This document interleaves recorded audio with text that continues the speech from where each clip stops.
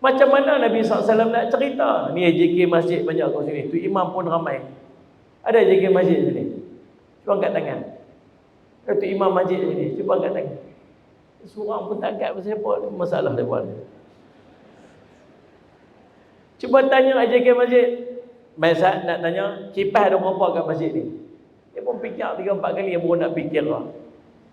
Tuan-tuan, kita masjid kita sendiri pun kita tak sempat nak kira kipas berapa, tiang berapa, pintu berapa. Nabi hanya singgah sekejap saja malam tu. Macam mana Nabi SAW nak cerita. Tapi Allah bawa gambaran Masjid Aqsa tu di depan Nabi SAW. Nabi SAW cerita secara detail. Tetap orang-orang yang tak beriman, tetap tak beriman.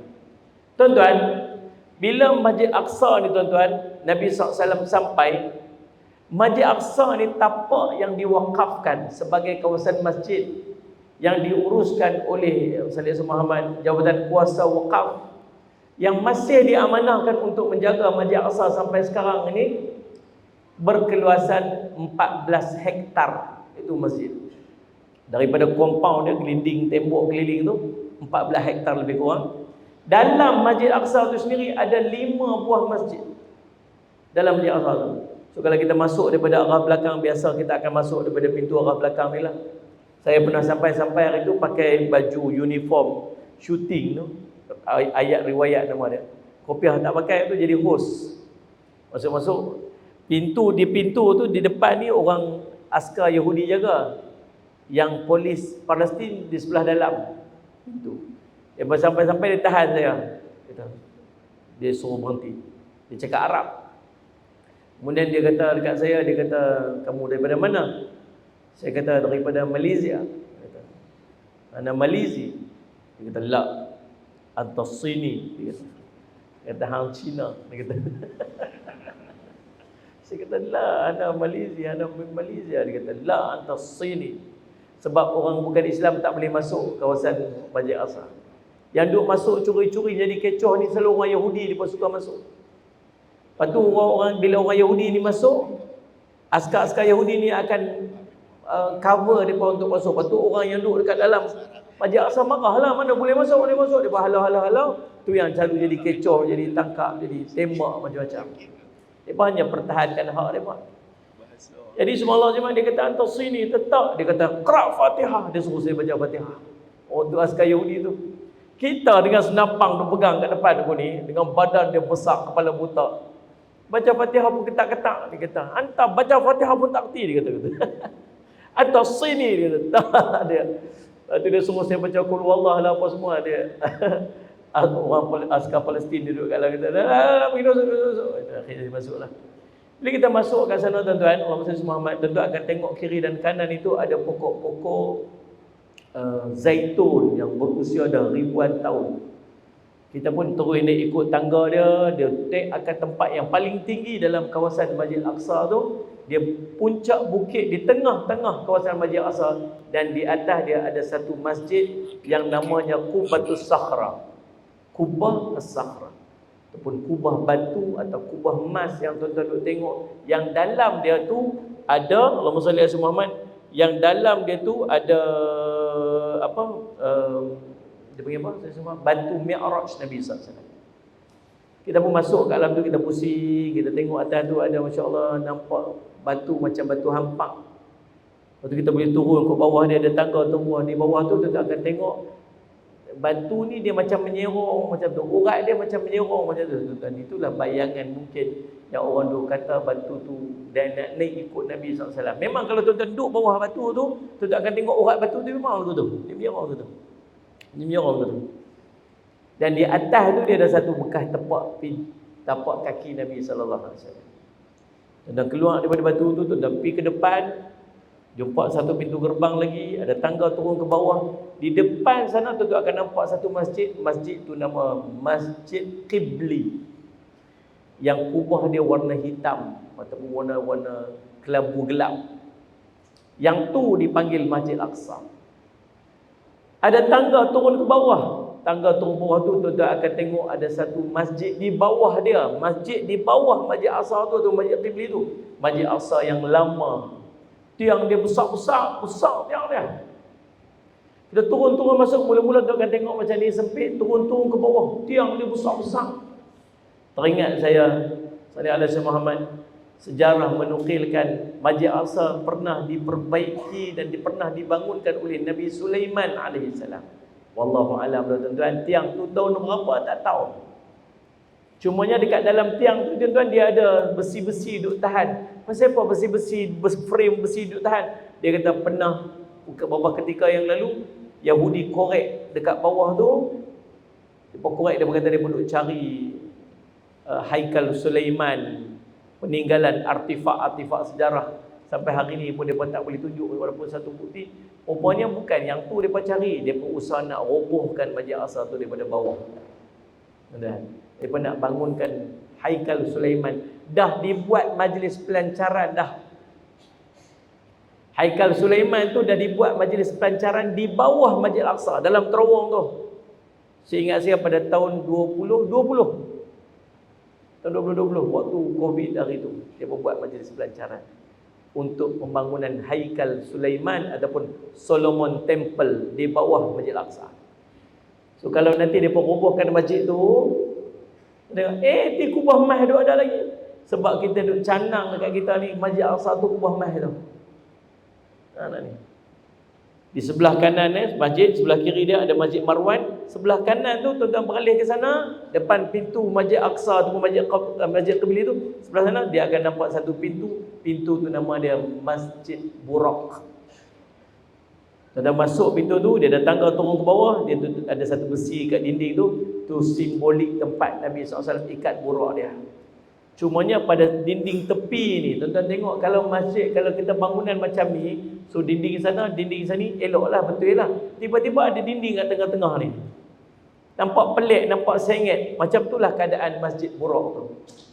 Pasal apa jadi sengit lagu ni? Pasal apa dinding duduk tengah-tengah ni? Rupa-rupanya sebahagian daripada Masjid Buraq itu telah dirobohkan. Dan kalau tuan-tuan dapat tengok sebelah sana itulah Wailing Wall, tembok ratapan. Orang Yahudi duk pergi buat haji. Tembok tu sepanjang-panjang daripada Masjid Buraq tu, sepanjang-panjang sampai bertentang dengan kubah Sakhra ataupun kubah batu tu. Tang tu apa? Depa buat apa tu? Depa buat haji. Depa mai daripada seluruh dunia pi kat situ, pi buat haji cara depa lah, pi dua angguk-angguk. Saya pun pernah masuk situ, saya masuk. Dengan kamera-kamera semua masuk, kita pacak kat depan tu, ustaz kita buat stand up kat sini. Kata okey, kita nak cerita apa ni? Kita cerita tengok penyelewengan yang dibuat oleh orang-orang Yahudi yang merubah kitab-kitab depa. Pacak kat mana? Pacak kat tu. Depa bukan tahu saya cakap Melayu, depa lalu. Saya pun buat macam ni kat dia. Saya kata tengoklah penyelewengan depa buat. Depa tak faham saya kata apa. Jadi subhanallah saya semat. Jadi pasal apa depa buat tembok ratapan tu? Tu balik pada kisah ayat yang saya baca tadi ni. Tuan-tuan, sebab depa menghadap ke arah kiblat. Kiblat depa ialah batu Mi'raj Nabi sallallahu alaihi wasallam. Itulah kiblat daripada orang-orang Yahudi sampai sekarang. Dan kita dulu pernah menghadap ke arah kiblat yang sama.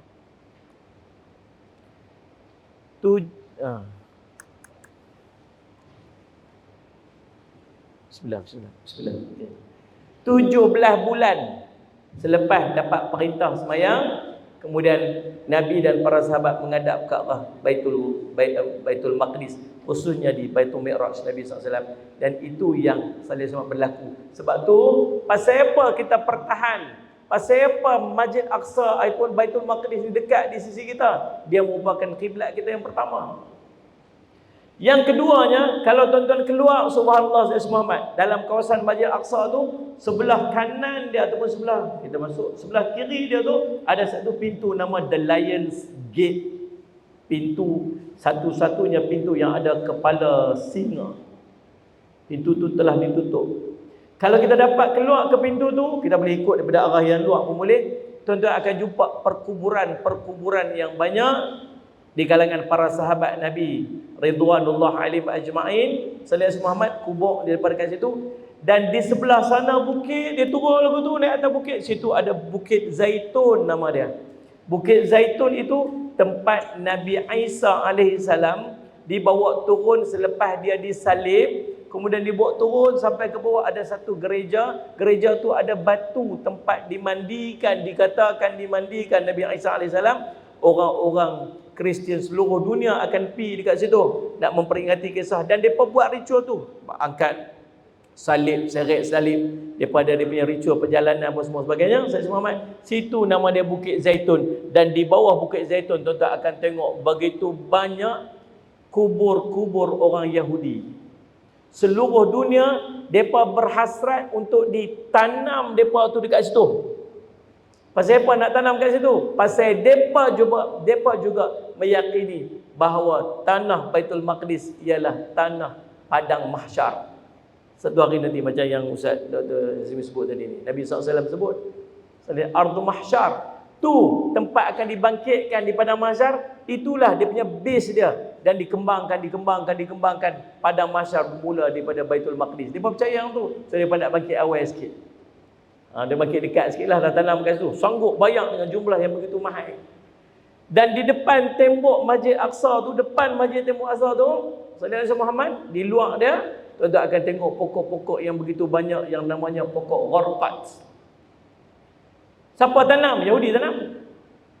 Tuan-tuan tahu tak, dalam kawasan Baitul Maqdis tu, Saudara Muhammad, yang milik orang Islam hanyalah pada bahagian masjid tu saja.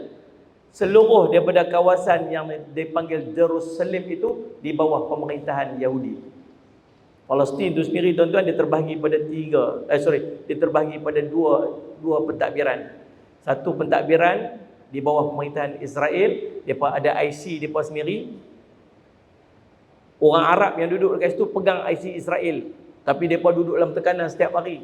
Buat cari jalan nak halau depa keluar daripada Israel.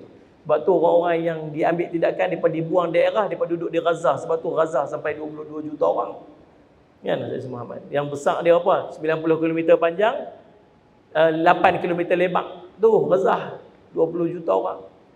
Sebab orang-orang Arab yang duduk dekat dalam Israel ni yang mereka dibuang dekat dalam tu. Yang kedua, kawasan diperintah oleh orang-orang Palestin. Satu diperintah oleh Hamas di bawah ni. Sayyid Muhammad, Hamas kan? Tentera dia apa? Tentera, bukan tentera yang Sayyid Muhammad, Syekh Ismail Haniyah. Gaza, tebing barat diperintah oleh Fatah. Dua entiti yang berbeza, dua parti politik yang berbeza lah. Tapi nampak kebelakangan ini nampak dah ada macam ada muncul sikit lah, sebab dah peperangan dan sebagainya. Dan subhanallah tuan Sayyid Muhammad, dan Israel masih dalam usaha untuk mengambil tanah-tanah yang duduk di bawah pemerintahan orang Palestin. Kalau tuan-tuan saya nak cerita tentang Palestin saja, saya pernah tengok jenazah orang yang 14 tahun telah dikuburkan. Waktu nak dibawa jenazah baru orang syahid, nak dimakamkan jenazah syahid tu, dikorek kubur lama sebab nak masuk kubur jenazah baru. Saya tengok dengan mata saya sendiri tuan-tuan, jenazah yang 14 tahun tak reput dan bau yang sangat wangi. Saya ingat kubur tu duduk tang ni, saya dah sampai kat pintu sana, bau tu dah bau dah. Bau apa? Bau jenazah tu 14 tahun dah. Sampai tengok dia kata, "You bau tak Ustaz?" Bau apa ni? "Ini bau orang syahid Ustaz, kami orang Palestin biasa dah bau ni." Subhanallah. Tengok rambut dia bersikat elok lagi, subhanallah. Dia merupakan salah seorang daripada tentera Palestin dulu yang dibom. Hancur tubuh badan dia, hancur ke bawah. Bahagian atas ni masih elok lagi. Saya nampak bahagian atas dia, nampak bau dia, nampak kepala dia. Saya tengok, saya pergi tengok juga bagaimana masjid-masjid yang telah diubah, diambil alih. Masjid Ibrahimi, masjid yang dalam dia ada makam Nabi Ibrahim AS, yang sebahagian besarnya telah diubah jadi sinagog, jadi kuil. Lepas tengah semayang subuh hari Jumaat bulan Ramadan tahun 1995, tengah semayang masuk seorang askar Yahudi. Dia ni bukan askar, dia doktor gigi dalam tentera Yahudi berkerakyatan Amerika, US. Dia masuk bawa senjata, tembak orang tengah semayang subuh. 20 orang mati dekat dalam saf pada pagi tu. Kemudian orang kampung semua keluar, di luar pula kena tembak lagi 30 orang, 50 orang mati pada pagi subuh hari Jumaat bulan Ramadan tu, waktu tu. Dan masjid itu ditutup selama 9 bulan, lepas dibuka balik separuh.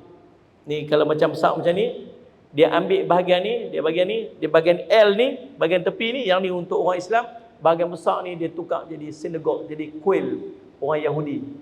Itu di antara yang berlaku kepada saudara kita Islam. Dan ingat, akhir zaman Palestin, Baitul Maqdis akan jadi pusat pemerintahan Islam. Nanti tuan-tuan semua, bila Imam Mahdi muncul, Imam Mahdi akan bawa kita semua, dan pusat pemerintahan Islam waktu tu ialah di Baitul Maqdis. Kita semua akan turun pergi dekat sana. Nabi kata, ataituhum walau habwanu ala salj, datangilah mereka walau kamu terpaksa merangkak atas salji, sebab bersama mereka ada Al-Mahdi. Tuan-tuan yang dah siap, dia bersiap dah. Sampai waktu ulama kita kata apa? Imam Mahdi dah muncul, jom bai'ah dengan dia. Kita pun pergi bai'ah dengan dia. Waktu tu antara benda yang kita kena buat, ikut dia. Dia bawa kita akan duduk di Baitul Maqdis, berimpun semua dekat sana. Dan kita akan berlaku peperangan demi peperangan. Cuma duk fikir lah Ustaz, jom kita pergi ni. Lagi sekolah, anak sekolah siapa nak ambil? Kan? Anak sekolah siapa nak ambil? Ni bil telefon tak bayar Ustaz, kereta apa semua siapa nak bayar? Agak-agaknya lah. Bila tuan-tuan pergi je tuan-tuan akan berhadapan dengan peperangan. Kita akan bertembung, bergabung dengan tentera-tentera Rom. Waktu tu lawan dengan tentera musuh kepada tentera Rom, dan Allah beri kepada kemenangan. Kemudian kita berpisah dengan tentera Rom ni pasal dia angkat salib. Dia berkata salib ini yang memenangkan. Dia bunuh orang Islam yang tegur dia. Akhirnya berpisah di antara orang Islam dengan orang dengan tentera Rom ni, dan kita akan berperang dengan tentera Rom. Waktu tu tuan-tuan, peperangan maha besar, sangat besar yang berlaku. Jumlah tentera paling besar dalam sejarah dunia. Nabi cerita 12 panji dibawa oleh tentera Rom, 12 panji, dan setiap panji itu ada 80,000 bala tentera. Jumlah dia 1 juta tentera pada satu waktu. Dan kita akan berhadapan dengan peperangan 4 hari 4 malam. 4 hari 4 malam. Dan tinggal sikit saja jumlah orang Islam yang berbaki. Waktu itulah Nabi kata apa? Dah kecoh. Bila dah siap perang ni, Dajjal pun muncul. Ni semua akan berlaku dalam fasa-fasa akhir zaman. Dan waktu tu Madinah deserted. Madinah akan ketinggalan dan orang tak pergi lagi Madinah. Pasal penumpuan manusia ialah di Baitul Maqdis. Kita sama-sama doakan supaya satu hari nanti kita semua dapat solat di Baitul Maqdis, di Masjid Al-Aqsa, insyaAllah. Amin, amin, rabbal alamin. Mudah-mudahan kita lah yang akan menyaksikan pembebasan daripada Palestin ini, pembebasan Masjid Al-Aqsa ini. Dan kalaulah berlaku pembebasan ini, itu menunjukkan bahawa kita sedang menghampiri akhir zaman. Sebab Nabi SAW sebut, perhatikan 10 tanda, dan salah satunya ialah bebasnya Baitul Maqdis. Wallahu alam, saya minta ampun, minta maaf salah silap, mudah jadi manfaat. Wallahu subhanahu wa ta'ala a'lam. Assalamualaikum warahmatullahi wabarakatuh.